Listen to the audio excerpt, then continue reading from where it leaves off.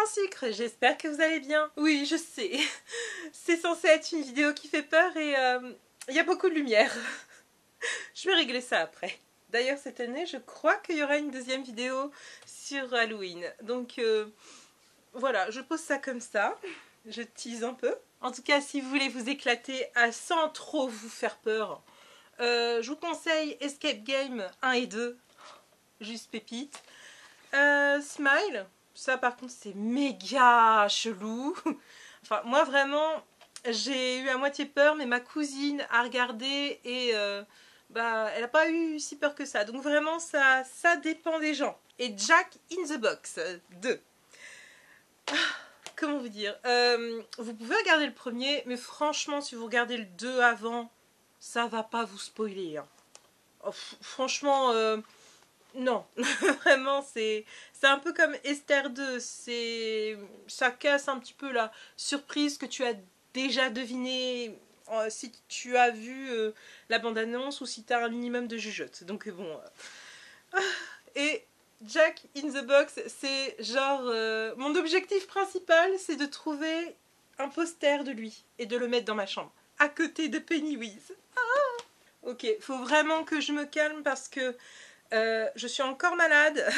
C'est pour ça que je suis dans mon ancien décor. C'est parce que je ne peux pas être toute seule en ce moment. Il fallait que je retourne chez mes parents. C'est rien de vraiment grave, hein, mais je vais pas être au top de ma forme dans cette vidéo, dans le sens que je ne vais pas sautiller de partout. Je vais essayer d'animer, mais c'est... ça va être... ça va être compliqué. Enfin compliqué, vous inquiétez pas, je vais pas m'évanouir non plus. Mais peut-être que je vous en parlerai un petit peu dans la prochaine vidéo. Mais... franchement, place à la fête. Vraiment, on va... Halloween mon gars, Halloween. La maladie, on va la mettre de côté 2 secondes. Et on va se concentrer sur cette vidéo qui fait peur. À tout à l'heure.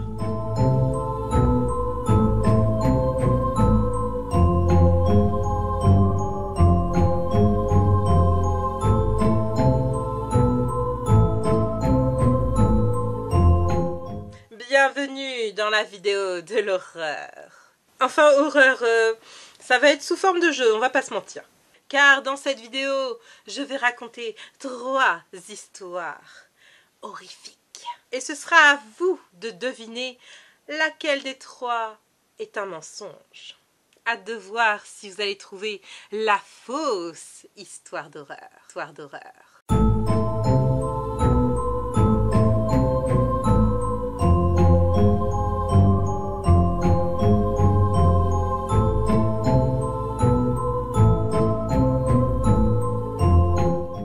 La première histoire, elle ne m'est pas arrivée personnellement, mais c'est arrivé à ma meilleure amie. Ou peut-être pas. Il faut avoir en tête que ma meilleure amie travaille dans l'aide à domicile. C'est-à-dire qu'elle fait vraiment fonction d'aide-soignante et elle rend visite aux personnes âgées ou elle conduit des enfants à l'école ou tout simplement elle peut aussi faire du babysitting. C'est vraiment, comment dire... comme une agence, pour ceux qui connaissent, Confiez-nous, l'ADMR. C'est l'équivalent de ces agences. Quoi qu'il en soit, il y a eu un jour où elle s'occupait d'un monsieur, disons, âgé, plutôt dans la soixantaine. Donc cet homme avait besoin d'aide dans les gestes de la vie quotidienne, hein, préparer à manger, faire le linge, etc. Et elle venait ponctuellement chez lui, c'est-à-dire qu'elle venait genre le lundi, le mercredi et le vendredi. Et toujours à la même heure, c'est-à-dire qu'elle pouvait venir à 16h et repartir à 20h. Il faut savoir aussi que cet homme vivait dans une maison très reculée, c'est-à-dire que c'était la seule maison qu'il y avait au milieu de plusieurs champs et d'une forêt. Voilà. Donc vous imaginez vraiment la petite maison toute rikiki d'un papy, à l'orée d'une forêt et entourée de champs et pas de voisins à 1 km à la ronde. Il y a eu un jour où c'était prévu qu'elle vienne à 16h chez ce monsieur, seulement ce monsieur a fait une petite chute. Rien de grave, je vous rassure. Mais la vie fait bien les choses car 10-15 minutes après, il y a une ambulance qui vient le chercher pour un rendez-vous prévu. Et le rendez-vous prévu était à l'hôpital, donc vraiment une aubaine.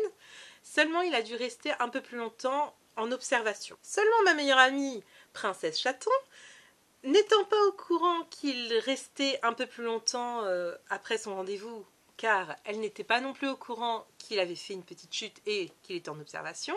Alors déjà que c'est compliqué d'aller chez lui, car encore une fois c'est une maison très éloignée de la civilisation, à l'orée d'une forêt et entourée de champs pas vraiment cultivés d'après ce que j'ai compris, elle arriva malgré tout à la petite maisonnée.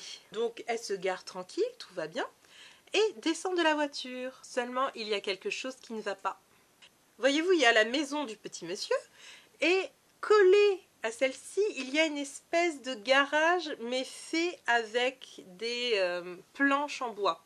Et à moitié abîmé, pourri par la pluie, quoi. Donc inutilisable, car c'était censé, d'après ma meilleure amie, être une sorte de garage. Mais encore une fois, c'était un petit peu, comment dire, vieillot, et ça menaçait à tout moment de s'écrouler. D'ailleurs, je crois que ça s'était même écroulé, car il y avait une sorte de petite lucarne qui s'était creusée dans les planches, faisant une sorte de fenêtre, mais une fenêtre en hauteur. Et devinez ce qu'elle a vu à travers. Elle a vu un homme l'observer dans le plus grand des calmes. Donc c'est là à peu près que notre instinct de survie démarre, sauf pour les plus téméraires. Et je vous rappelle juste que les plus téméraires, ils meurent dans les films d'horreur. Donc voilà, hein, je passe le mot vite fait. Et son instinct de survie hurle « Dégage de là, tu es en danger !» Donc ma meilleure amie, qui était quand même figée de trouille, ça se comprend, c'est quand même dit que cet homme n'était pas prévu au programme, étant donné que sinon il l'aurait attendue à la porte et serait pas en train de la regarder à travers ce trou. Donc elle aurait fait ce que moi j'aurais fait clairement, c'est-à-dire se tailler. Donc Dardar, elle a été dans sa voiture, elle s'est barrée telle Fast and Furious et a appelé bien évidemment sa chef. Sa chef qui lui dit dans le plus grand des calmes qu'elle allait justement l'appeler pour lui dire que le petit monsieur n'était pas chez lui et du coup ne serait pas de retour avant demain matin. Seulement je vous rappelle que Princesse Chaton appelait pour signaler un homme chelou chez ce petit monsieur. Sa chef évidemment ne comprend pas parce que ce petit monsieur est censé avoir qu'une fille, pas de fils. Donc bon, elle est un peu surprise et appelle la police. Enfin une réaction normale. Donc ma meilleure amie est rentrée à l'agence et les gendarmes prennent sa déposition et s'en vont. Mais l'histoire ne s'arrête pas là, car quelques jours plus tard, sa chef la convoque dans son bureau et lui explique toute l'histoire. En fait, l'homme qu'elle avait vu était en train de se cacher en attendant le retour du petit monsieur. Car figurez-vous que c'était son ex-beau-fils. Oui, cet homme chelou était en fait l'ex-mari de la fille de la personne âgée, suivez, et elle l'avait quitté quelques semaines avant cette histoire. Et d'après les gendarmes, il serait venu chez ce petit monsieur dans l'espoir de retrouver son ex-femme qui se serait peut-être, selon lui, réfugiée chez son père. Remarque, c'est tout à fait logique, hein. Moi, vraiment, si je quitte quelqu'un et que je veux me sentir en sécurité, je vais chez mes parents. Vraiment, je veux dire, c'est normal et je pense tout à fait logique que si tu te sens mal ou en danger, tu te retrouves chez quelqu'un de confiance. Juste comme ça. Vous imaginez que si le petit monsieur, il n'avait pas fait sa chute et ne serait pas resté à l'hôpital, il aurait été clairement dans la mouise. Non, parce que si tu remarques juste vite fait, si ma meilleure amie n'avait pas surpris cet homme, je n'imagine même pas la suite en fait. J'ai pas envie.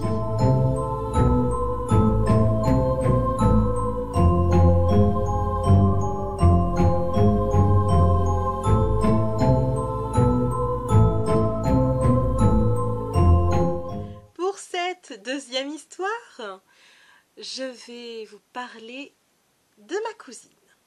J'ai une petite cousine que j'adore et que je considère vraiment comme ma petite sœur que je n'ai jamais eue, malheureusement. Ma petite cousine d'ailleurs est bien grande parce qu'elle est âgée de 17 ans.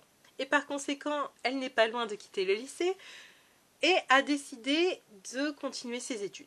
Seulement, ça se passe pas comme prévu. Voyez-vous, elle a un groupe d'amis et le problème, c'est que dans ce groupe d'amis, il y a un garçon. Et ce garçon, elle s'entend bien avec, mais elle le trouve un peu bizarre. Je veux dire, ce gars, il préfère fumer des pétards plutôt que d'étudier, tandis qu'elle, je veux dire, elle est un peu de la même branche que moi, c'est-à-dire qu'elle n'aime pas boire et elle n'aime pas fumer, donc non à la drogue. Seulement, ce garçon, il veut toujours être avec elle, et il est H24 en train de communiquer avec elle via les réseaux sociaux.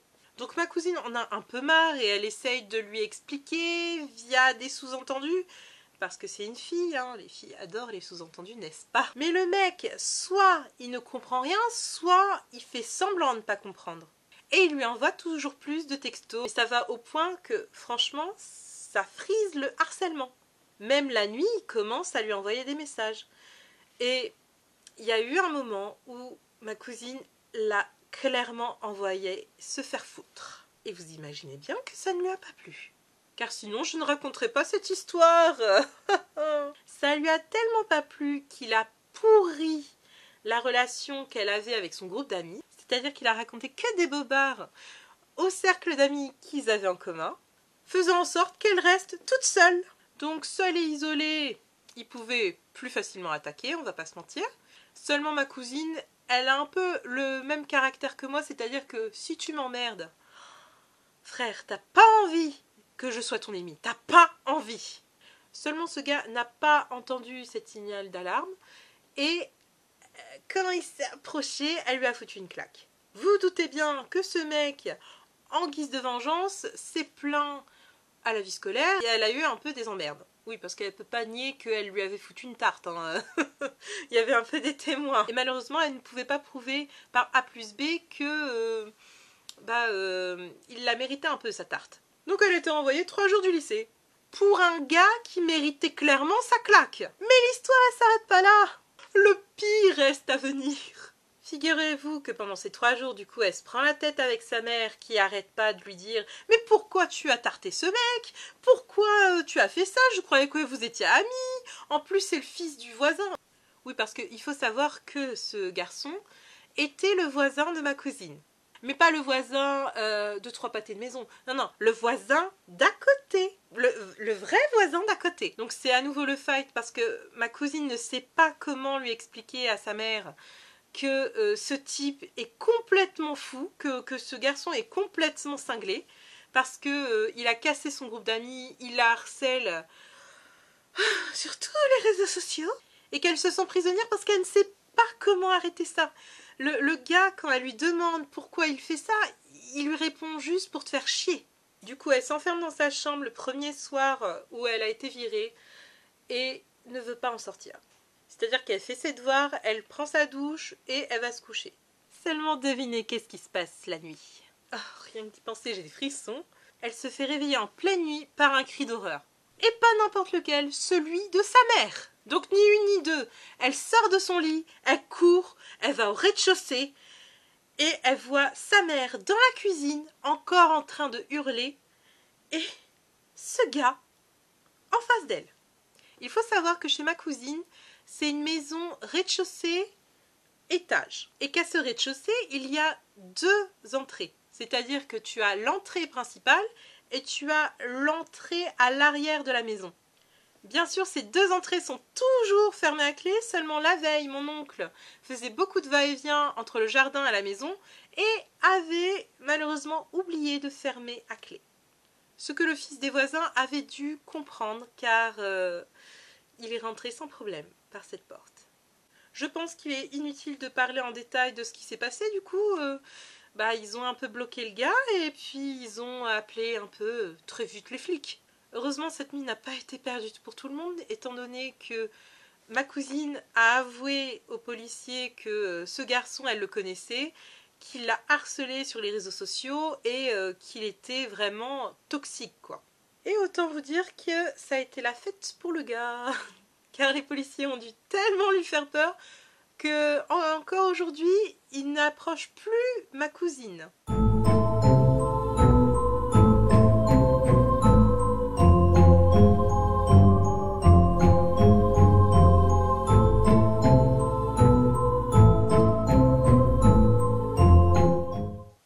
La troisième histoire est une expérience que j'ai vécue.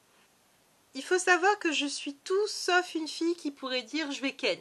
C'est plutôt même le contraire. Je suis extrêmement romantique. D'ailleurs, en toute sincérité, tout mon parcours scolaire se résume à travailler. Je n'ai jamais eu le temps, ni même l'envie de sortir avec quelqu'un.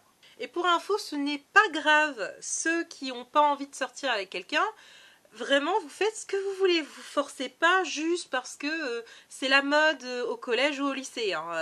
Au bout d'un moment, faites comme vous avez envie. Parce que bon, moi j'ai eu quelques remarques, mais on m'a pas emmerdé plus que ça. Et d'ailleurs, j'aurais jamais dû commencer. Parce que franchement, la première personne à qui j'ai ouvert mon cœur, elle me l'a un peu piétiné, quoi.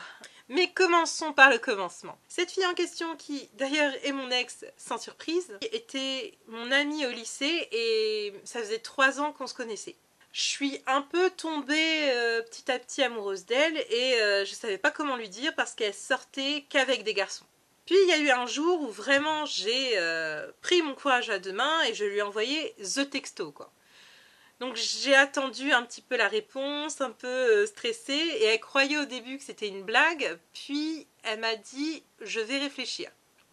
3 jours après, nous sommes sortis ensemble, et c'était juste waouh.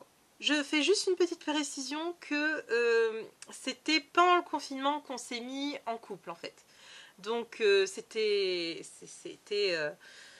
un peu compliqué de se voir, mais on y arrivait quand même. Quoi qu'il en soit, je vous passe les détails. Je suis sortie 1 an avec cette fille. Et les 6 premiers mois, c'était juste super. Je sais pas comment vous dire. Vraiment, je me sentais comme libre.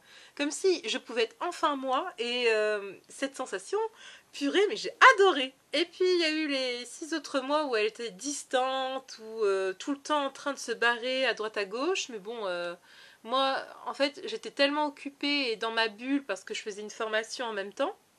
Donc ma fameuse formation d'AES, que du coup en fait je m'en fichais un peu en fait. Et puis même je pars du principe que si t'es en couple, t'as le droit d'avoir ton espace vital. Moi en tout cas je sais que si je dois revenir en couple, il faut que j'ai mon espace vital, mais en même temps j'ai besoin d'un moment privilégié, quoi. Donc je vais tellement être chiante comme meuf quand je vais me remettre en couple.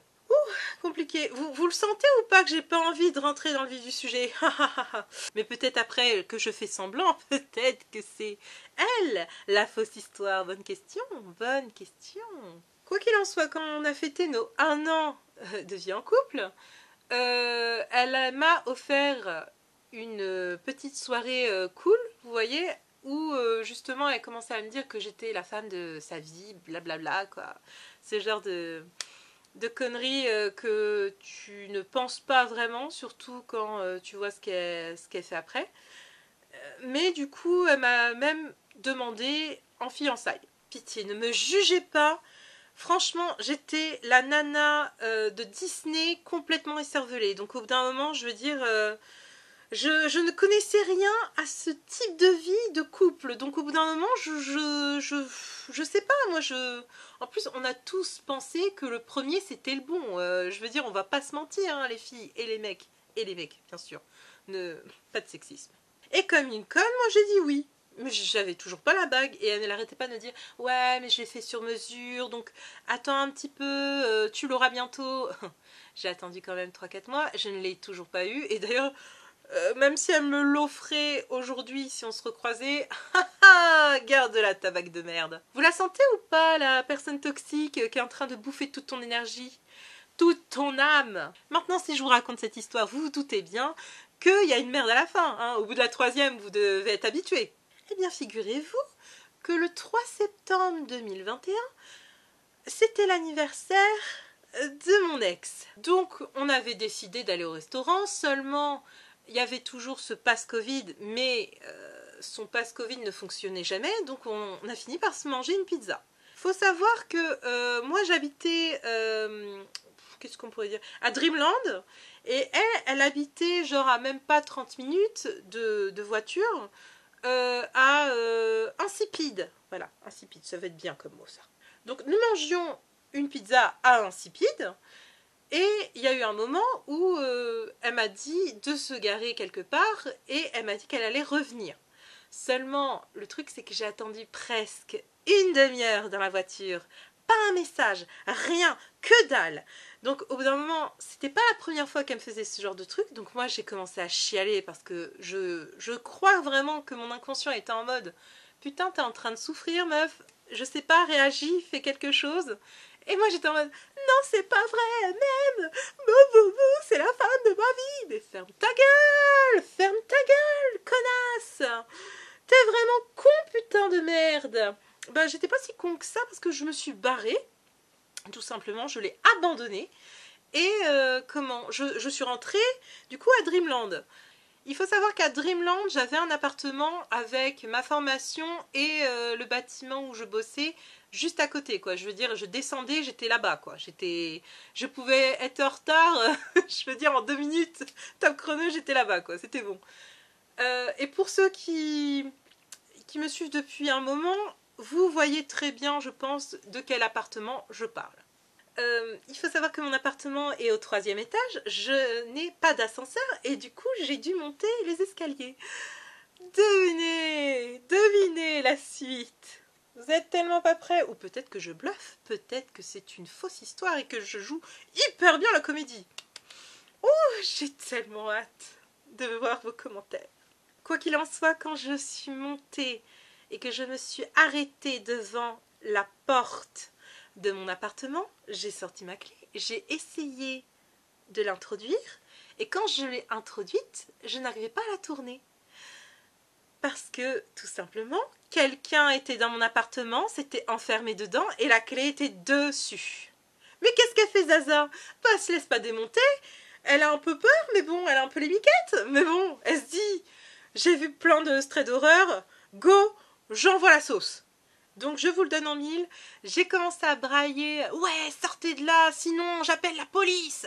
Et bien sûr, il n'y avait aucun bruit alors que j'étais sûre d'avoir entendu 3 personnes dans mon appartement. Donc, qu'est-ce que j'ai fait? J'ai laissé ma clé dans ma serrure pour pas qu'il s'enfuit. J'ai descendu 4 à 4 les escaliers et j'ai appelé les flics. J'ai eu énormément de chance dans mon malheur parce que y avait une de mes amies que je m'étais faite à la formation qui était aussi ma voisine d'appartement. Et du coup, j'ai pu m'enfuir chez elle alors que ce n'était pas prévu qu'elle soit chez elle ce soir-là. Et du coup, j'ai attendu la police chez elle. Et ils étaient enfin, il y avait 2 patrouilles avec 4 policiers dans chaque voiture. Et je n'avais pas vu, mais il y en avait déjà une qui était montée voir à l'appartement comment ça allait. Et quand ils sont descendus, ces connards, pendant que moi, je discutais avec la 2e patrouille, que je croyais que c'était d'ailleurs la seule, bah, ils ont commencé à me dire, la 1re patrouille, « Mais madame, vous avez fumé, enfin, vous savez pas où vous habitez ?» Retenez bien ce que je vais vous dire.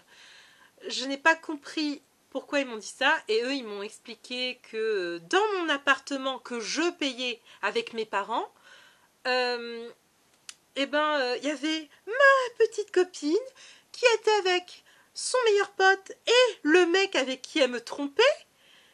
Et ces 3-là avaient décidé de dire qu'ils étaient en colocation et que c'était à eux depuis une semaine qu'ils s'étaient installés, gna gna gna et blablabla. Mon ex a quand même dit aux policiers, les yeux dans les yeux, que l'appartement était à elle, qu'elle s'était installée depuis une semaine dedans avec son copain.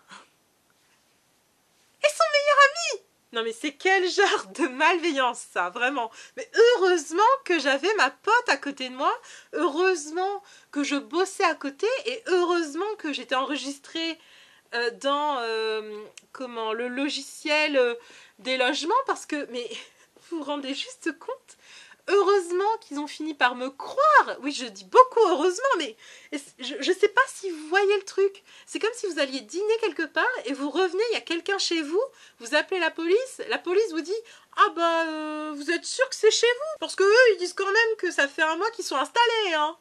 Mais tu crois que j'ai que ça à foutre de t'appeler à minuit, bordel? Oui, parce qu'il était minuit.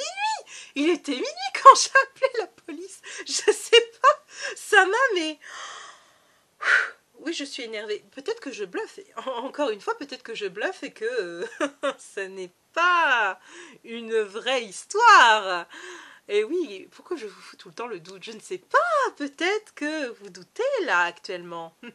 Quoi qu'il en soit, j'ai réussi à prouver par A plus B que c'était chez moi, que j'avais la clé, que je savais où étaient les factures, je savais le montant des factures, je savais très exactement la place de chaque objet, de chaque chose qui était dans l'appartement.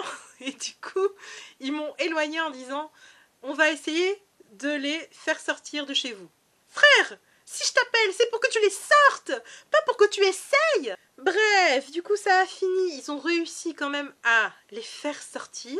Moi j'étais en larmes, je n'en pouvais plus, j'étais en mode mais c'est pas possible, parce que comment elle a pu faire ça? Je veux dire, je crois qu'elle m'aimait et tout, mais vraiment le bordel, le bordel. C'était tellement le bordel d'ailleurs que mon ami a dû appeler mes parents pour qu'ils viennent me chercher parce que je n'étais pas du tout en état de les appeler. Et j'étais tellement dans un degré de rage que, comment vous expliquer, j'ai viré toutes les affaires de mon ex de mon appartement, genre tout dans le couloir, ça dégage. D'ailleurs, un énorme bravo à ma mère de s'être levée à 1 h du matin pour venir me chercher, hein, vraiment.